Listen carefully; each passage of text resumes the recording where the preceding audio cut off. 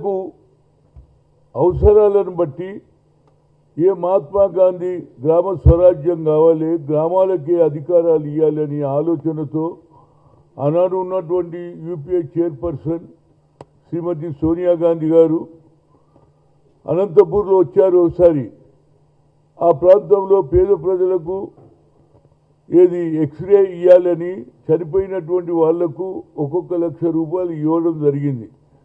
అప్పుడు ఆమె తెలుసుకున్నది అక్కడ ఉన్న నాయకులతోటి ఏమని, ఎందుకు వీళ్ళు చనిపోతున్నారంటే ఆకలి చావులు, అన్నం లేదు, పని లేదు, ఆఖరుకు మట్టి కూడా తింటున్నారు తిండి లేక. ఆమె అప్పుడు ఆలోచన చేసి ఢిల్లీకి పోవడంతో డాక్టర్ మన్మోహన్ సింగ్ గారికి చెప్పి మేధావులైనటువంటి ఏదైతే బలహీన వర్గాల వారికి న్యాయం జరగాలని సోషల్ ఆలోచనతో ఉన్నటువంటి విజ్ఞానవేత్తలతో కూర్చొని ఆనాడు ఈ చట్టం తేవడం జరిగింది. అంటే సంవత్సరంలో 100 రోజులు పని కల్పించాలని. ఎండాకాలం వస్తే ఎండలుంటాయి, వ్యవసాయం ఉండదు, పనులు ఉండయి, కనుక వాళ్ళు ఏ విధంగా తిండి తినాలని ఆనాడు ఇవ్వడం జరిగింది. కానీ ఇవాళ ఈ ప్రభుత్వం రావడంతో గతంలో మీ అందరికీ తెలుసు, ఈ డే 1 నుంచి ఎన్డీఏ ప్రభుత్వం వచ్చినప్పటి నుంచి ఒకటే కార్యక్రమం పెట్టుకున్నారు. ఆనాడు ఉన్నటువంటి మొట్టమొదటి ప్రధానమంత్రి ఎవరైతే పండిట్ జవహర్లాల్ నెహ్రూను అవమానం మొదలుపెట్టారు. ఆనాడు ఈయన ప్రధానమంత్రి అయినప్పుడు భారతదేశంలో ఒక సూది కూడా తయారు కాక అది కూడా ఇంగ్లాండ్ నుండి వచ్చేది.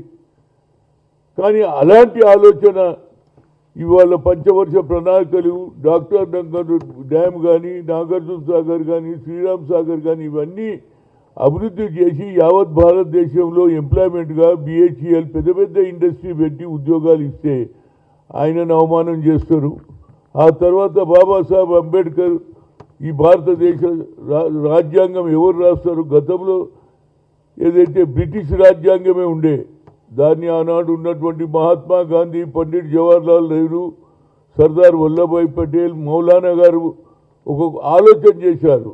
ఈ దేశంలో అన్ని మతాల వారు ఉన్నారు, అన్ని కులాల వారు ఉన్నారు, అన్ని భాషలు మాట్లాడేవారు ఉన్నారు. కనుక కడుపు గాలినోడు పేదరికంలోకి వెళ్ళి వచ్చినటువంటి మహాత్మా జ్యోతిరావు పూలే శిష్యుడైనటువంటి బాబాసాహెబ్ అంబేద్కర్ ఆనాడు చదువుకొని బ్యారిస్టర్ అయితే ఆయనకి అవకాశం ఇచ్చారు. ఆయనను కూడా పార్లమెంట్లో అవమానం చేస్తాడు మా అమిత్ షా. ఆయన దేవుడా, ఆయనను ఎందుకు పూజ చేస్తారు మీరు? దేవుడు చేస్తానంటేనే 6 సార్లు పార్లమెంట్లో అవమానం చేస్తారు. ఇక మిగిలింది ఎవరు? మహాత్మా గాంధీ. ఆ మహాత్మా గాంధీ కోట్ల రూపాయలు ఆయనకి ఇన్కమ్ ఉండేది సౌత్ ఆఫ్రికాలో. కానీ ఆడ వైట్ వర్సెస్ బ్లాక్ అనే దాని మీద అవమానం చేస్తే ఇక లాభం లేదని భారతదేశానికి వచ్చి ఒక కట్టె లేకుండా, ఒక తుపాకీ లేకుండా ఆనాడు ఉన్నటువంటి సుభాష్ చంద్రబోస్ ఒకటి అన్నాడు, ఇదేమిటయా ఈ అహింస ద్వారా ఏడు వస్తుంది, మనం సిపాయిలను తయారు చేద్దాం, మనం కూడా ఒక రెజిమెంట్ తయారు చేసి బ్రిటిష్ వాళ్ళతో ఫైట్ చేద్దామన్నాడు. కానీ ఆయన సఫలం కాలేదు. కానీ అదే మహాత్మా గాంధీ అన్ని భాషలు, అన్ని కులాలు, అన్ని దేవుళ్ళను ఏకం చేసినటువంటి మహాత్మా గాంధీని ఆయన రంగూన్లో ఏమన్నాడు, 1944లో అన్నాడు, ఈయన జాతి పిత అన్నాడు. ఈ జాతిని అంతా ఏకం చేయడం మామూలు విషయం కాదు. మతాలు వేరు, కులాలు వేరు, భాష వేరు, వీళ్ళందరినీ చేసిండు. కాబట్టి ఆయన జాతి పిత మహాత్మా గాంధీ అన్నాడు. జాతి పిత టైటిల్ ఇస్తే ఇవాళ ఏమిటండి? పేరియార్ రామస్వామి ఆ రోజులలో ఏమన్నాడు తెలుసా? భారతదేశం కాదు గాంధీ దేశం అని అనాలి అన్నాడు. ఆయనకు కూడా ఆలోచన. అలాంటిది కాక ప్రపంచంలోనే నెల్సన్ మండేలా కూడా అన్ని దేశాలలో మహాత్మా గాంధీ స్టాచ్యూలు పెడుతుంటే ఇవాళ నరేంద్ర మోడీ వాళ్ళ పార్టీ కావాలని ప్రభుత్వంలో ఒక నిర్ణయం తీసుకొని ఈ చట్టాన్ని పేరు తీసేసి మళ్ళీ 25 రోజులు మేము పెంచుతున్నామని చెప్పి ఆనాడు ఎంత డబ్బు రాష్ట్రాలకు రావాలన్నా ప్రతి ఒక్కరికి కూడా కేంద్ర ప్రభుత్వం నిధులు వచ్చేది. ఇప్పుడు కట్ షాట్ చేసి 40% మేము పెట్టుకోవాలంట, మిగతాది వాళ్ళు పెడతారట. అంటే ఇది కావాలని ఎట్టి పరిస్థితుల్లో. ఇంకోటి ఏంది, డబల్ ఇంజన్ అంటున్నారు. ఈ డబల్ ఇంజన్ ఎవరికి ఉపయోగపడుతుంది? డబుల్ ఇంజన్ వాళ్ళ రాష్ట్రాలలో ఏ రాష్ట్రాలలో బీజేపీ ప్రభుత్వం వాళ్ళకే ఉపయోగపడుతుంది, మాకైతే కాదు. దీన్ని ఎట్టి పరిస్థితుల్లో ఎత్తేయాలని కొత్త చట్టం తీసుకొచ్చారు. ఆ కొత్త చట్టం వల్ల మహాత్మా గాంధీకే కాదు ప్రతి పేదవారికి కూడా అన్యాయం జరుగుతుంది.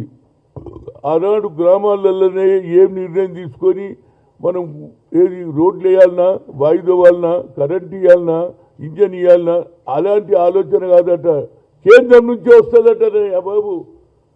ఏ పనులు చేయాలనేది అంటే మళ్ళీ కాంట్రాక్టర్లకు ఇవ్వాలని.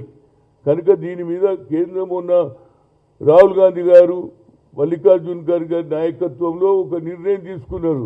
ఇది భారతదేశం మొత్తంలో దీనికి వ్యతిరేకంగా రావాలి, మళ్ళీ అదే చట్టం వచ్చే వరకు పోరాడాలన్నారు. దానికే ఆనాడు సిడబ్ల్యూసీలో నిర్ణయం తీసుకున్న వెంటనే మా ముఖ్యమంత్రి అయినటువంటి రేవంత్ రెడ్డి క్యాబినెట్లో నిర్ణయం తీసుకొని అసెంబ్లీలో కూడా బిల్ పాస్ చేశారు. We will not allow this.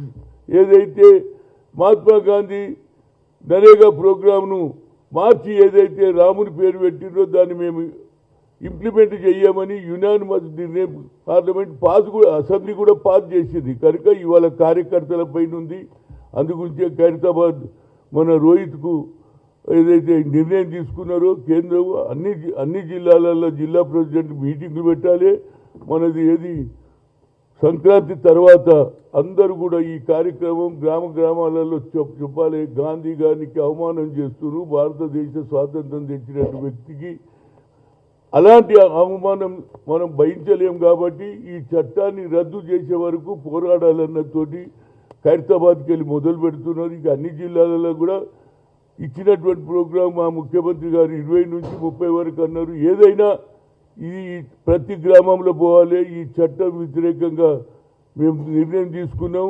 మా నోటి మట్ట అన్నము రానియకుండా మట్టి కొడుతుంది కాబట్టి ఈ ప్రభుత్వం వ్యతిరేకంగా తీర్మానం చేసేసి తప్పనిసరిగా ఏది సిడబ్ల్యూసీకు మల్లికార్జున్కు పంపే కార్యక్రమం ఉంది.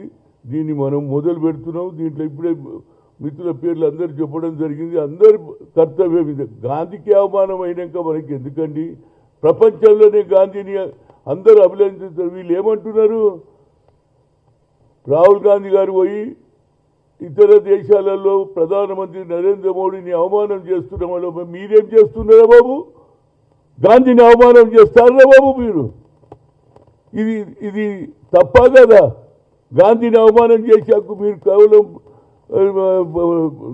రాహుల్ గాంధీ పోయి నరేంద్ర మోడీ వ్యతిరేకంగా అది మాట్లాడవచ్చు. మరి మీరేం చేస్తున్నారు? ఆయన ఇక్కడ తప్పులు జరుగుతున్నాయని చెప్తే దానికి అవమానం చేసినట్టుంటే మళ్ళీ మహాత్మా గాంధీ జాతిపితనే అవమానం చేస్తున్నటువంటి పరిస్థితిలో ప్రతి పౌరుడు, ప్రతి స్త్రీ దీనికి తప్పక ఎదురు తిరగాలి. ఈ ఎన్డీఏ ప్రభుత్వానికి సరి అయిన జవాబు చెప్పాలంటే మళ్ళీ ఆ చట్టం తెచ్చి ప్రజలకు 2 పూటల భోజనానికి ఇచ్చే ఈ పథకాన్ని కూడా నీరు గార్చడానికి ప్రయత్నం చేస్తున్న ఎన్డీఏ వ్యతిరేకంగా పోరాడాలనేదే సిడబ్ల్యూసీ నియమం. దాన్ని మేము ఫస్ట్ ఇంప్లిమెంట్ చేస్తున్నాం. ఇదే విధంగా అన్ని జిల్లాలలో కూడా ఇది ఇంప్లిమెంట్ చేయాలి. 20 తర్వాత నేను కూడా అన్ని జిల్లాలు కూడా తిరగడం జరుగుతుంది. ప్రతి ఇంటికి పోవాలి. గాంధీని అవమానం చేశారు, మీకు తిండి పెట్టేదాన్ని కూడా ఇవాళ కట్ షాట్ చేస్తున్నారు. ఇక మీకు మళ్ళీ పస్తులు తిండి లేక మళ్ళీ చనిపోయే పరిస్థితి వస్తుంది. కనుక ఈ చట్టాన్ని మారుస్తేనే మళ్ళీ మీరు 2 పూటలు తింటారని ప్రజలకు చెప్పాలని కోరుతున్నా. మరి మిగతా మిత్రులు కూడా మాట్లాడతారు.